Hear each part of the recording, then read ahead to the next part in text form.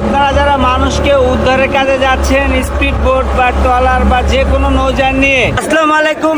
এই মুহূর্তে আমি বলতেছি ফেনী থেকে। ফেনীতে যারা আসতেছেন আপনারা দয়া করে পেট্রোল, ডিজেল, অকটেন এগুলো অবশ্যই খাবারের সাথে নিয়ে আসবেন এবং বেশি বেশি ওষুধটা নিয়ে আসবেন, কারণ এখানে অনেকেই আক্রান্ত হয়ে যাচ্ছে এবং অনেকেই অসুস্থ হয়ে পড়তেছে। খাবার স্যালাইন খুবই বেশি প্রয়োজন, তো অবশ্যই আপনারা খাবার স্যালাইনগুলো, আর বিশেষ করে অকটেনটা অতি জরুরি। অকটেন, ডিজেল, পেট্রোল এগুলো বেশি জরুরি, তো এগুলো অবশ্যই নিয়ে আসবেন খাবারের সাথে সাথে। ধন্যবাদ।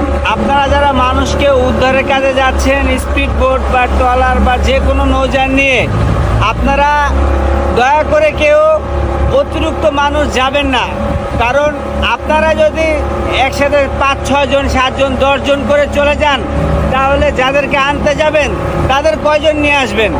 এর চেয়ে ভালো